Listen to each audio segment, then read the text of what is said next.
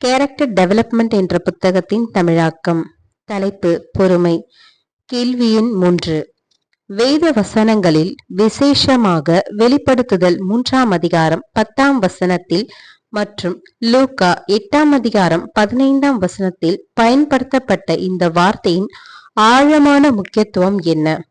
பதில்: வெளிப்படுத்துதல் 3ஆம் அதிகாரம் 10ஆம் வசனம். என் பொறுமையை குறித்து சொல்லிய வசனத்தை நீ காத்து கொண்டபடியினால் பூமியில் குடியிருக்கிறவர்களை சோதிக்கும்படியாக பூச்சக்கரத்தின் மேலெங்கும் வரப்போகிற சோதனை காலத்திற்கு தப்பும்படி நானும் உன்னை காப்பேன். லூக்கா 8ஆம் அதிகாரம் 15ஆம் வசனம். நல்ல நிலத்தில் விதைக்கப்பட்டவர்கள் வசனத்தை கேட்டு அதை உண்மையும் நன்மையுமான இருதயத்திலே காத்து பொறுமையுடனே பலன் கொடுக்கிறவர்களாயிருக்கிறார்கள். Reprint number 2790. அடிப்படை குணங்களில் ஒன்றானது பொறுமை.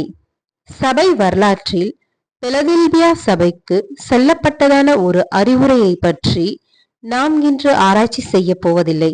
மாறாக இந்த வசனத்தில் உள்ள கோட்பாடுகளை நமக்கு பொருத்தி நாம் நம்மை ஆராய்ந்து பார்த்து சுவிசேஷ யுகம் முழுவதிலும் தேவன் இந்த கோட்பாடுகளுக்கு இசைவாக வழி நடத்தினதை நாம் இப்பொழுது பார்க்க போகிறோம். எந்த சூழ்நிலையிலும் சபை வரலாற்றில் பிலதெல்பியா சபைக்கு கொடுத்த அறிவுரைகளை இந்த யுகத்திலும் நாம் அனைவரும் ஏற்றுக்கொண்டு தேவனை கனப்படுத்தி அவருக்கு பிரியமாக நடக்க வேண்டும். பொறுமை என்ற வார்த்தைக்கு விசேஷமான அழுத்தம் கொடுக்கப்படுகிறது. நாம் பார்த்தபடி இந்த பதத்தை 2 வித்தியாசமான கிரேக்க வார்த்தையிலிருந்து மொழிபெயர்க்கப்பட்டிருக்கிறது: மாக்ரோதூனியா மற்றும் இப்போமோனி. மாக்ரோதூனியா இந்த வார்த்தையை நம்முடைய பொதுவான வாழ்க்கையில் அடிக்கடி பயன்படுத்தப்படுகிறது. இதற்கு நீடிய பொறுமை என்று பொருள். ஆகவே இந்த கிரேக்க வார்த்தை புதிய ஏற்பாட்டில் முழுவதிலும் பயன்படுத்தப்பட்டிருக்கிறது. ஆனால் நாம் பார்க்கக்கூடிய வேத பகுதியில் இந்த ஒரு வார்த்தை மட்டும் பயன்படுத்தப்படுவதில்லை. பொதுவாக ஹிப்போமோனி என்ற மற்றொரு வார்த்தையும் புதிய ஏற்பாட்டில் காணப்படுகிறது. ஹிப்போமோனி என்ற வார்த்தை இன்னும் பல ஆழமான முக்கியத்துவம் வாய்ந்த அர்த்தம் கொண்டுள்ளது. இது பொறுமையாக இருப்பதை மட்டும் குறிப்பிடாமல் தீமையை சந்தோஷத்தோடும் முழு விருப்பத்துடன் சகிப்பதை வலியுறுத்துகிறது. ஆகவே இது தற்காலிகமான உணர்ச்சி வசப்படக்கூடிய காரியமாக அல்ல, மாறாக இது ஒரு நிலையான குணாதிசயமாகும். எடுத்துக்காட்டாக, ஒரு உலகத்தான் தன்னுடைய வணிகத்தில் பொறுமையாக செயலாற்றுவான். தன்னுடைய வாடிக்கையாளரோடு அவர்கள் தொடர்பு கொள்ளும் விதம், அவர்கள் எப்படியாயிருந்தாலும் அவர்களின் நம்பிக்கையை பாத்திரமாவதற்கு மிக எச்சரிப்போடு பொறுமையோடு இருப்பார். ஆனால் நம்முடைய பாட பகுதிக்குள் வரும் பொறுமை என்ற வார்த்தை இருதயத்திற்குள் குணங்களின் வளர்ச்சி அடைந்த தெய்வீகமான ஞானத்திற்கும் அன்புக்கும் தேவனுடைய சித்தத்திற்கும் எதிராக எந்த சூழ்நிலையிலும் செயல்படாமல் தேவன் குறித்த காலத்தில் இன்றைய தீமைகளை அகற்றிடுவார் என்ற நம்பிக்கையுடன் அதோடே போராடாமல் அதை பொறுத்து கொள்ளும் குணமாகும். நம்முடைய ஆண்டவரே பாராட்டத்தக்கதான இந்த ஒரு குணலட்சணத்தை கண்டுபிடித்து நம்மில் எந்த அளவுக்கு வளர்ச்சி அடைந்து இருக்கிறது என்று நம்மை நாமே ஆராய்ந்து பார்ப்பது நலமாக இருக்கும் என்று நம்புகின்றோம். இந்த ஒரு குணத்தை அடிப்படையாக வைத்தே அவரை பின்பற்றுபவர்களை அடையாளம் கண்டு கொள்கிறார். ஆகவே இதில் நாம் வளர்ச்சி அடைந்து அவருடைய பூரணமான அங்கீகாரத்தை பெறுவோம். நாம் பார்த்து கொண்டிருக்கும் வேத பகுதியில் சொல்லப்பட்ட நீடிய பொறுமை நம்முடைய ஆண்டவரின் வார்த்தையை அல்லது உபதேசமாக இருப்பதினால் எழுதப்பட்ட சுவிசேஷங்களை நாம் சற்று புரட்டி அவர் எப்படிப்பட்ட சூழ்நிலையில் இந்த வார்த்தையை பயன்படுத்துகிறார் என்பதை பார்க்கலாம். அவர் 2 முறைகள் இந்த வார்த்தையை உச்சரித்தார் என்று பதிவு செய்யப்பட்டுள்ளது. லூக்கா 8ஆம் அதிகாரம் 15ஆம் வசனம். விதை விதைக்கிறவன் என்ற உவமையில் நல்ல நிலத்தில் விதைக்கப்பட்டவர்கள் வசனத்தை கேட்டு அதை உண்மையும் நன்மையுமான இருதயத்திலே காத்து பொறுமையுடனே பலன் கொடுக்கிறவர்களாய் இருக்கிறார்கள். இங்கு பொறுமை என்பது மகிழ்ச்சி, சகிப்புத்தன்மை மற்றும் தொடர்ந்து உறுதியோடும் உண்மையோடும் நடப்பதை குறிக்கிறது. இந்த வார்த்தை இங்கு சொல்லப்படும் கருத்து என்னவெனில், தேவன் அங்கீகரித்து அவருடைய ராஜ்யத்தில் ஏற்றுக்கொள்ளும் கனி கொடுக்கும் வகுப்பார் இவர்களே. அவருடைய வார்த்தைகளை ஏற்றுக்கொள்வது மட்டும் பொருள் அல்ல, ஏனெனில் பாறையான நிலம் கூட கனி தரும் அளவுக்கு வசனங்களை சந்தோஷமாக ஏற்றுக்கொள்கிறார்கள். ஆனால் சூரிய கதிர்களால் உபத்திரவம் எழும்பொழுது அது பட்டு போனதாக வாசிக்கிறோம். ஆழமான மண் இல்லாததினால் இப்படி ஆயிற்று. ஆண்டவர் இதை குறித்து விவரிக்கும் பொழுது பாறை மிகுதியாகவும் மண் குறைவானதாகவும் இருக்கும் இடங்களை குறிக்கும் இந்த வகுப்பார் மகிழ்ச்சியுடன் சத்தியத்தை கேட்டு உபத்திரவத்தின் காலத்தில் உறுதியாகவும் நீடிய பொறுமையோடும் நிற்க திராணியற்றவர்களாக விழுந்து போகிறவர்கள். எதையும் மேற்கொள்ள பொறுமை இல்லாத இவர்கள் தேவனுடைய ராஜ்யத்தில் பிரவேசிக்க முடியாது என்கின்றார். கேள்வி எண் 4. நீடிய பொறுமை ஏன் முக்கியமானதொன்றாக கருதப்படுகிறது? விளக்கம். ரீப்ரிண்ட் எண் 2791.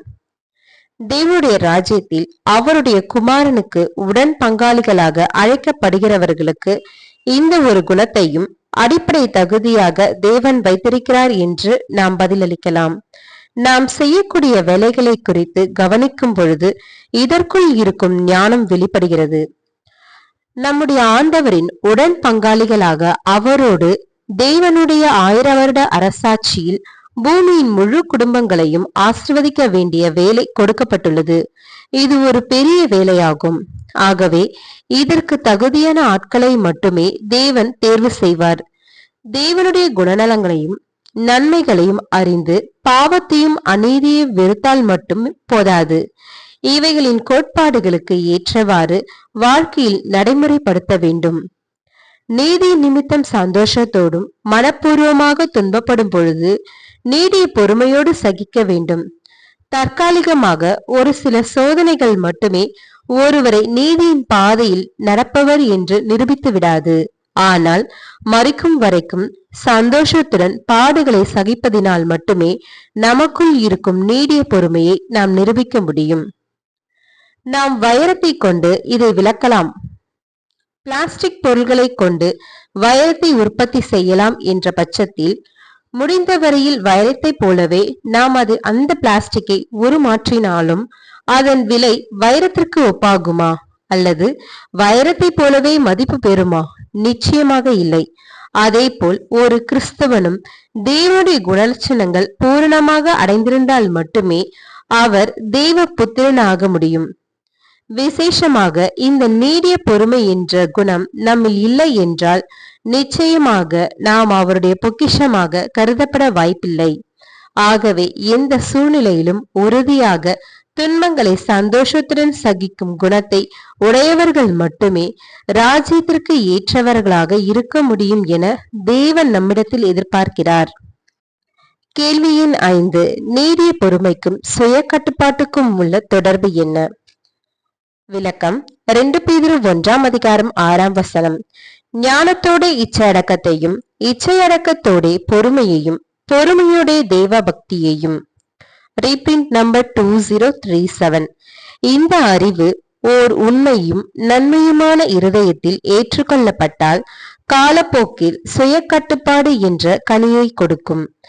தனக்குள் நம்பிக்கையாக இருப்பவன் தன்னை சுத்திகரித்துக் கொள்ளுகிறான். தன்னைத்தான் கட்டுப்படுத்தி பழைய புளித்த மாவை புறம்பே கழுத்து போடுகிறான். இப்படியாக நமக்குள் சுய கட்டுப்பாடு இருந்தால் நமக்குள் பொறுமை வளர்ச்சி அடையும். மற்றவர்களிடம் காட்டப்படும் இரக்கமும் பொறுமையும் நமக்குள்ளே வளர்ச்சி அடைய நாமே நமக்கு ஆசிரியர்களாக இருப்போம். இப்படிப்பட்ட பொறுமை வளர்ச்சியடைந்தால் நம்மை அடுத்த மேன்மையான குணலட்சணமாக குறிப்பிடப்படும் அன்புடன் கூடிய தேவ பக்தியை நமக்குள் அதிகரிக்கும். இந்த ஒரு நிலையில் அவருடைய சகலவிதமான சிந்தனைகளும் வார்த்தைகளும் கிரியைகளும் தேவனுடைய அன்பாக நம்முடைய இருதயங்களில் பொழியப்படும். இது நமக்குள் சகோதர சிநேகத்தை வளர்ச்சியடைய செய்யும். தேவனுடைய அன்பில் நிலைநின்று சத்தியம் மற்றும் நீதி என்ற அடிப்படையில் சகோதரர்கள் மேலும் அயலகத்தார் மேலும் சகோதர அன்பு அதிகரிக்கும். இப்படிப்பட்ட சகோதர அன்பு தேவனுடைய கிருபைகளை இன்னும் ஆழமாக புரிந்து கொள்வதற்கு வழிவகுத்து பிரதான குணமாகிய தெய்வீக அன்பை நமக்குள் நிலைநாட்டும். தேவன் பேரில் நாம் கொண்டுள்ள அன்பு, சகோதரர்களுக்காக நாம் கொண்ட அன்பு, இது தூய்மையானதும் ஆழமானதும் உண்மையானதுமாக இருக்கும். இது எந்தவிதமான தீமையையும் எண்ணாது, மற்றவர்களை எளிதில் குற்றம் சாட்டாது, எப்பொழுதும் சத்தியத்தில் மகிழ்ந்து கொண்டிருக்கும். இன்றைய காலகட்டத்தில் இதுவே ஒரு கிறிஸ்தவன் அடையும் உச்சகட்ட நிலையாகும். கிருபையின் மேல் கிருபை பெற்று மங்காத அன்பில் வளர்ந்து உயிர்த்தெழுதலின் போது கிடைக்க பெறும் புதிய சரீரத்தில் பூரணப்படுவார்கள். கேள்வி எண் 6. நம்முடைய சோதனைகளை நாம் ஏன் பொறுத்து கொண்டு காத்து கொள்ள வேண்டும்? லூக்கா 21:19. உங்கள் பொறுமையினால் உங்கள் ஆத்துமாக்களை காத்துக் கொள்ளுங்கள். 2791. நம்முடைய ஆண்டவர் இந்த வார்த்தையை மற்றும் ஒரு சந்தர்ப்பத்தில் பயன்படுத்தி இருக்கிறார்.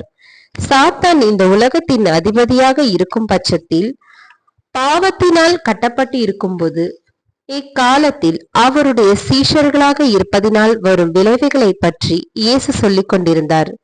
இவர்கள் துன்பங்களையும் எல்லா திசைகளிலிருந்து வரும் எதிர்ப்புகளை சந்திக்க வேண்டும் என்று வலியுறுத்துகிறார். ஆனால் இப்படிப்பட்ட துன்பங்களும் சோதனைகளும் அனுமதிக்கப்பட்டாலும் அவர்கள் முழுமையான தெய்வீக பாதுகாப்பும் அரவணைப்பும் கொடுக்கப்படும் என்ற எந்த உறுதியும் கொடுக்கவில்லை. எல்லா சோதனைகளிலும் உங்கள் பொறுமையினால் உங்கள் ஆத்துமாக்களை காத்து கொள்ளுங்கள் என்று சொன்னார். வருங்காலத்தில் நிறைவேறக்கூடிய தேவனுடைய கிருபையான வாக்குத்தத்தங்கள் மேல் நாம் வைத்திருக்கும் விசுவாசமும் நம்பிக்கையும், சாத்தானின் கூடராக்கப்பட்ட ஊழியக்காரர்களும் கள்ள சகோதரர்களும் இந்த உலகத்தில் நமக்கு எதிரடியானவர்களும் நம்மை எதிர்த்து அவர்கள் வழிக்கு இழுத்து செல்லாதபடிக்கு அசைக்க முடியாத அளவுக்கு உறுதியாக இருக்க வேண்டும். தேவன் கட்டிக்கொண்டு இருக்கும் மகிமையான ஆலயத்திற்கு ஜீவனுள்ள கல்லாக இருக்கும் நம்மை செதுக்கி மெருகேற்றி சரியான இடத்தில் பொருத்துவதற்கு அவர் அனுமதிக்கும் சோதனைகளுக்காக நாம் நித்தமும் மகிழ வேண்டும். இந்த ஒரு கோணத்திலிருந்து நாம் நம்முடைய சோதனைகளை கண்ணோக்கினால் உண்மையில் நம்முடைய ஆத்மாவை காத்து கொண்டு எல்லாவிதமான உபத்திரவங்களிலும் மகிழ்ச்சியாக இருக்கலாம். ஆம், நாம் முடிவு பரியந்தம் தேவனிடத்தில் விசுவாசமாக இருந்து எதையும் எதிர்நோக்கக்கூடிய மனநிலையை பெற்றிருந்தால், மாமிசத்தில் படும் பாடுகளும் உபத்திரவங்களும் மனிதர்களின் எதிர்ப்புகளும் இந்த ஆத்மாவுக்கு தேவன் கொடுத்த அநேக விலையேற பெற்ற வாக்குறுதிகளை சுதந்திரிக்க என்றுமே தடை செய்யாது என்பதை நாம் முதலில் உணர வேண்டும்.